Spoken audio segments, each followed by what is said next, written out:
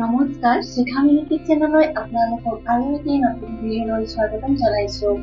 মই আজি আলু পাপৰ বনাবলৈ লৈছো আৰু মই আপোনালোককো ভিডিঅ'টো দেখাওঁ বুলি ভাবিছো। মই আলু পাপৰখিনি কেনেকৈ বনাইছো।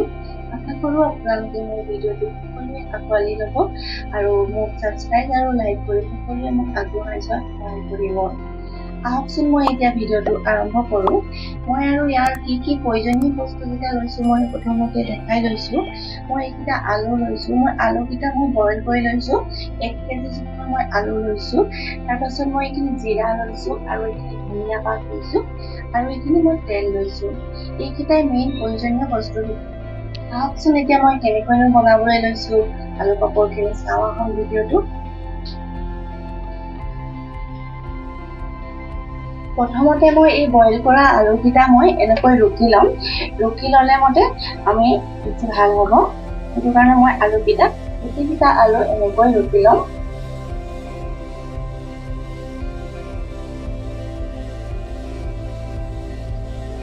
আপোনালোকে এনেকৈ হাতেও কৰিব পাৰে আৰু এনেকৈ ৰুকো বুলি ক'লে ৰুকি ল'বও পাৰিব। এইকেইটা মই গোটেই আলুকেইটা এনেকৈ ৰুকি ল'ম।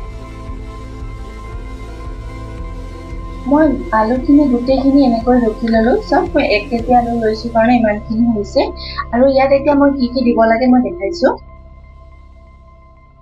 প্ৰথমতে মই এইখিনি নিমখ দিছো।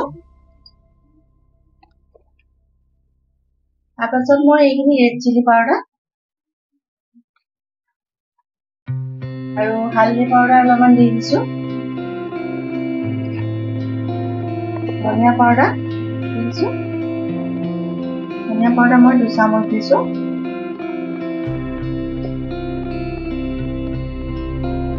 আৰু এইখিনি হৈছে মোৰ শুকান জলকীয়া। মই এনেকৈ সৰু সৰুকৈ কাটি লৈ দিলো। আপোনালোকে যদি জ্বলাটো অলপমান বেছি খায় তেতিয়াহ'লে অলপমান বেছিকৈ দিব। তাৰপাছত মই এইখিনি জিৰা ইয়াত দি দিছো। তাৰপাছত মই এইখিনি ধনিয়া মই অলপমান সৰহকৈ এনেকৈ দিছো। আপোনালোকে আলুখিনি যিমান ল'ব সিমান পৰিমাণে আপোনালোকে মছলাবোৰ ব্যৱহাৰ কৰিব। আৰু এতিয়া মই ভালকৈ আলুখিনিৰ লগত একদম মছলাখিনি মিক্স কৰি ল'ম ধুনীয়াকৈ।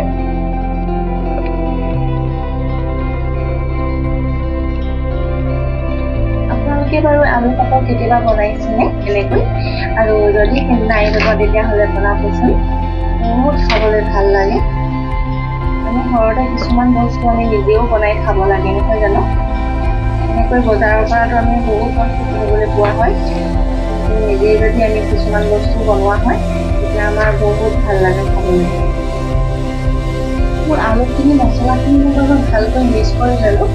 কিমান ধুনীয়া লাগিছে দেখিছেনে? আৰু এতিয়া মই কেনেকৈ বনাব লাগে দেখিছোঁ। প্ৰথমতে মই এখন ডাঙৰ টেঙা লৈ লৈছোঁ। তাৰপিছত মই এইটো পলিথিন লৈছোঁ।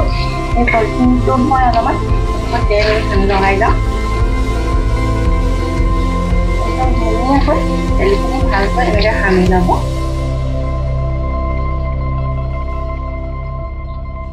মই ভিতৰ চাইডে তেলটো সানি লৈছোঁ। তাৰপাছত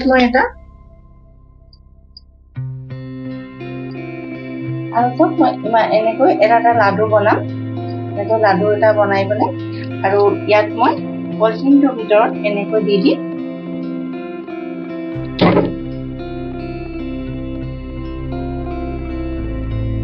পলিথিনটো মই ভিতৰত এনেকৈ দি দিলোঁ। তাৰপাছত আৰু এখন বেলনা লৈছোঁ মই, সৰু বেলনা। আপোনালোকে কাঁহীও ল'ব পাৰে, যিকোনো বস্তু ল'লে হ'ব। তাৰপাছত আপুনি এনেকৈ অলপমান সাঁচি দিব। কিমান ধুনীয়া হৈ গৈছে দেখিছে মোৰ আলু পাপৰখন। এনেকৈ মই গোটেইখিনি আলু পাপৰ বনাই ল'ম সৰুকৈ। আৰু আপোনালোকে এনেকৈ লাহে লাহে পলিথিনটো এনেকৈ দাঙি দিব। লাহে লাহে দাঙি দিয়াৰ লগে লগে আপোনাৰ হাতত নিজে পৰি যাব। এনেকৈ চব দিছে। আৰু মই এখন কাঁহী এনেকৈ ধুনীয়াকৈ দি দিম।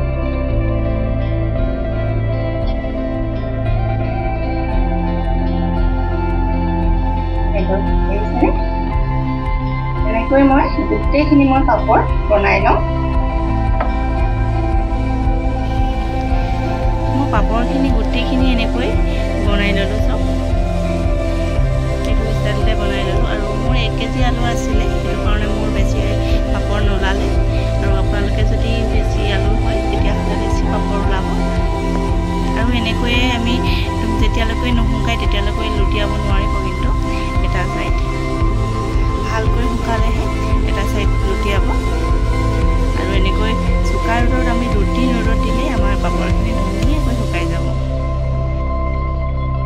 মোৰ আলু পাপৰখিনি শুকাই গ'ল। মই 2 দিন ৰ'দত দিলোঁ। তাৰপাছত মোৰ 2 দিন ৰ'দত দিয়াৰ পিছত ধুনীয়াকৈ শুকাই গ'ল। চাওকচোন ইমান ধুনীয়া হৈছে দেখিছেনে? আৰু এতিয়া এইখিনি পাপৰখিনি বনাই দেখাইছোঁ। মোৰ তেলখিনি গৰম হৈ গ'ল। এতিয়া মই পাপৰখিনি দি দিছোঁ।